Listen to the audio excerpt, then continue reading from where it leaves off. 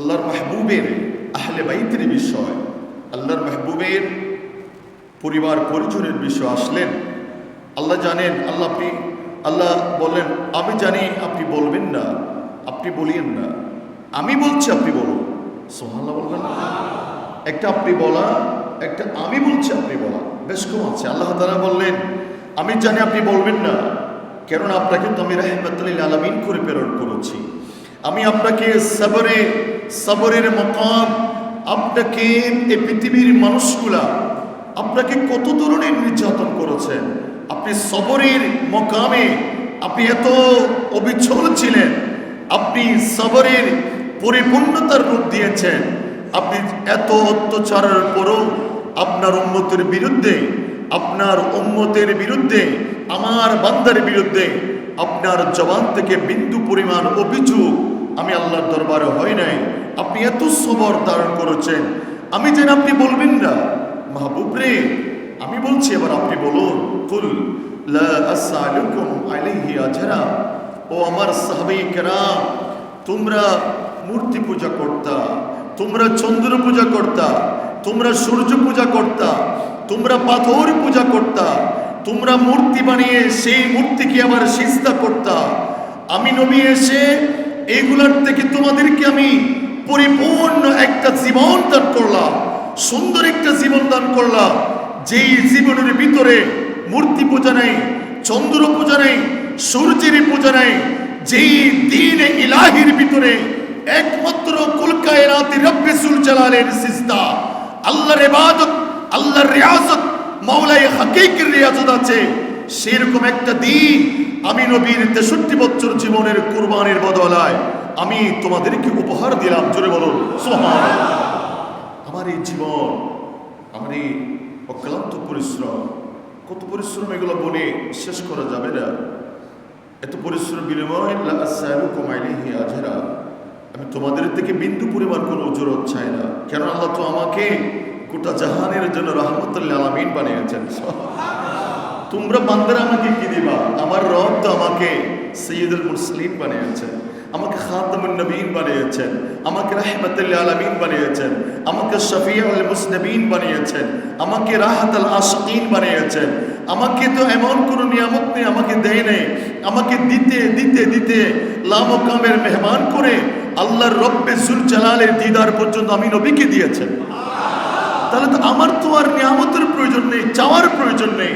কিন্তু আমার আল্লাহ বলেছেন একটা জিনিস চাওয়ার জন্য, ইল্লা মাওয়াদ্দাতা ফিল কুরবা, আমি নবীর পরে তোমাদের জন্য যে আমার পরিবার পরিজন রেখে যাব, আমার আহলে বাইত রেখে যাব, সে আহলে বাইত রাসূলের মহব্বত, ভালোবাসা আমি নবী তোমরা উম্মতদের থেকে আমি চাই।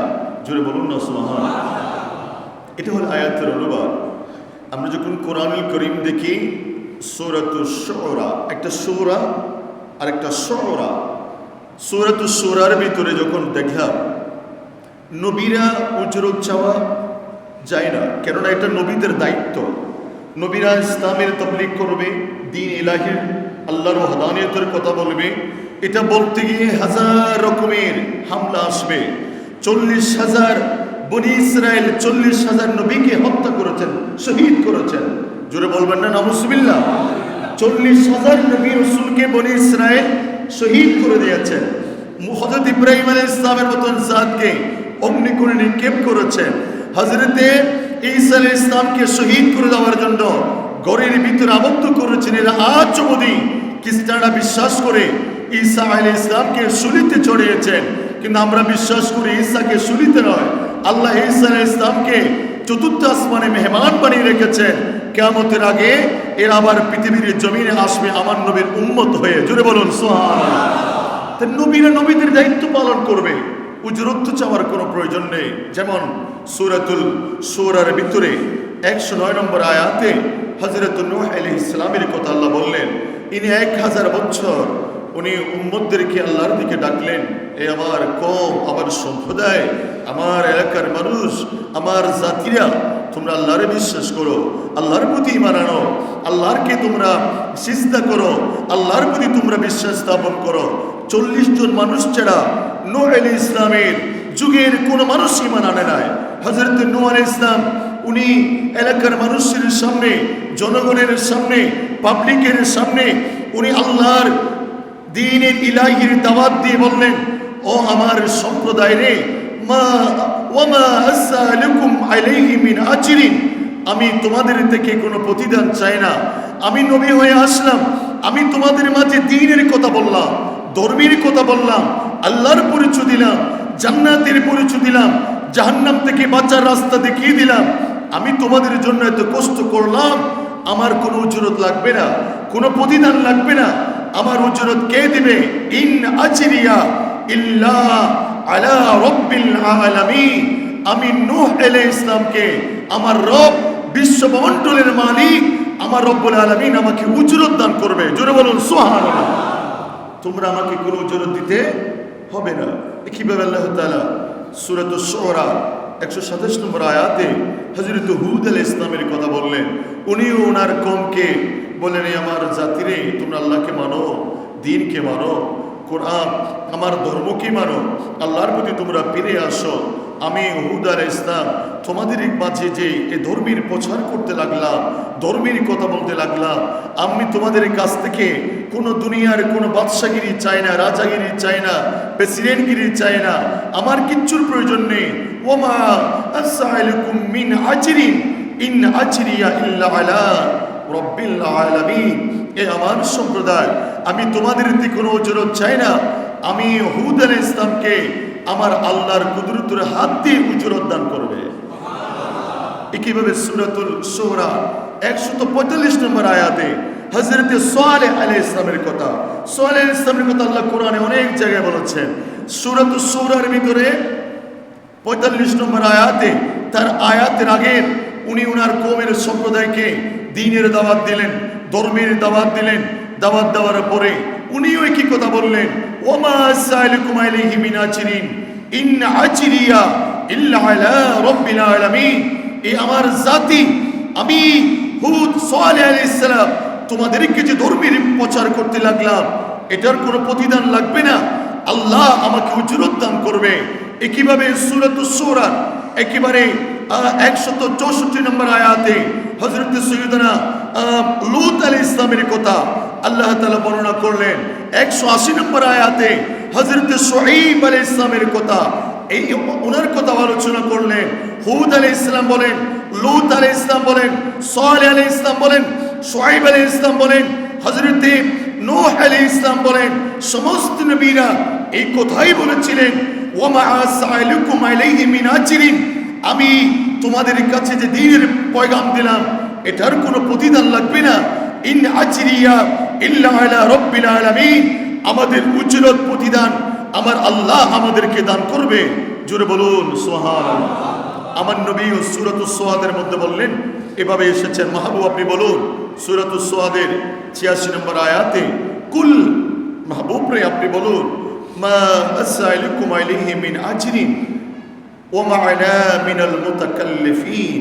মাহবুব আপনি বলুন, আমি নবী তোমাদের জন্য 63 বছর জীবনের কুরবানির বদলায় আমিও তোমাদের কিছু চাই না, আমি তোমাদের তো কোনো উজরত চাই না, দুনিয়ার কোনো বাদশাহী আমি তোমাদের থেকে চাই না, স্বর্ণ চাঁদি রূপার হীরা জওহরাত মণিমুক্তা এইগুলো আমার কোনো কিছুর প্রয়োজন নেই।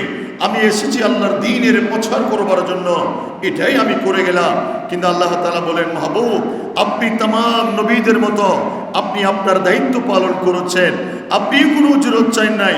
কিন্তু আমি আল্লাহ আপনাকে বলছি, মাহবুব রে আপনি तमाम নবীর উম্মতদেরকে জানিয়ে দিন, লা আসআলুকুম আলাইহি, আমি কোনো উজরত চাই না, ইল্লাল মাওয়াদ্দাতা ফিল কুরবা, আমি নবীর আহলে বাইতের প্রতি একমাত্র ভালোবাসাই চাই।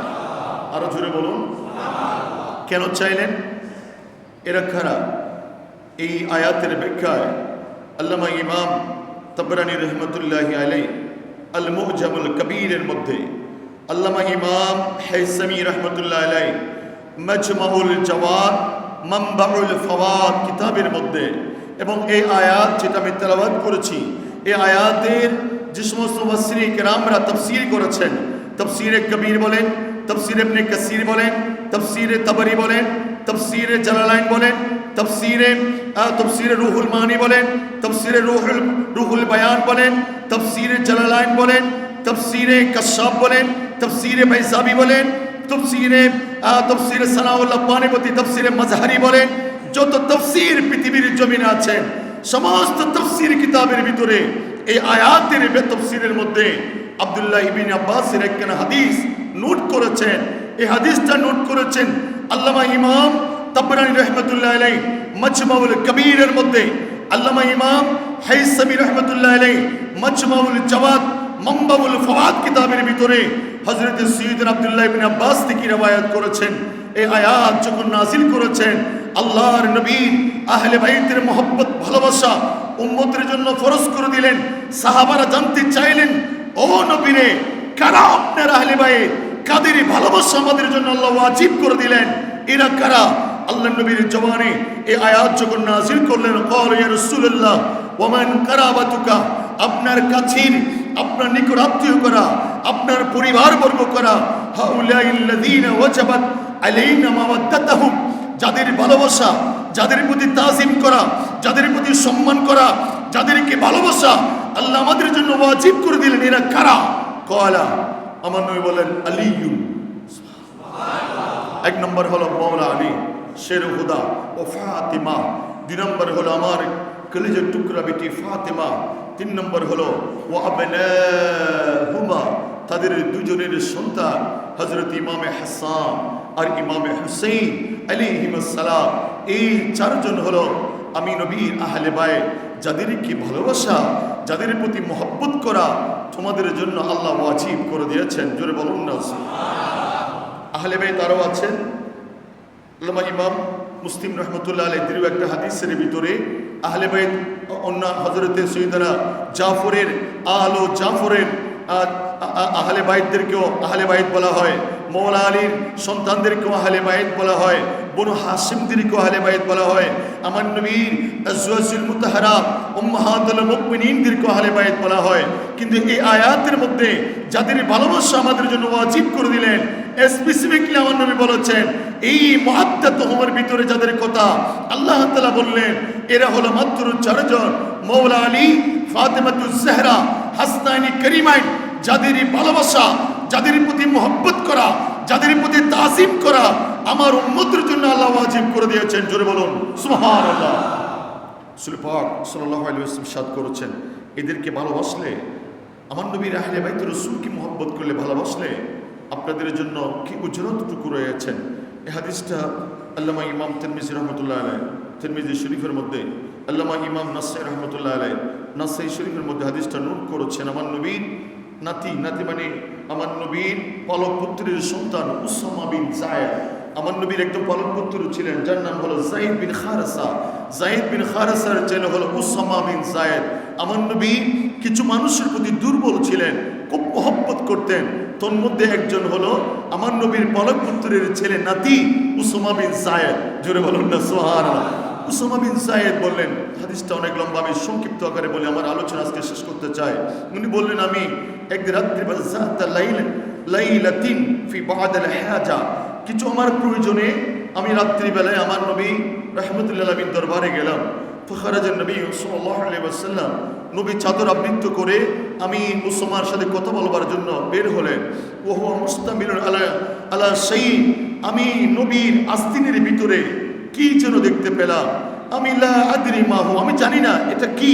নবী ভিতরে কোন একটা জিনিস দেখলাম।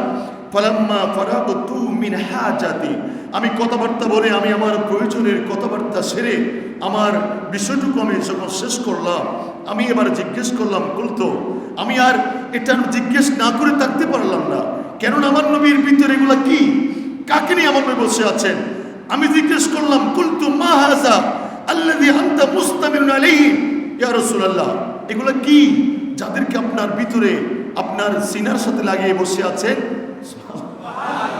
ক্বালা, আমার নবী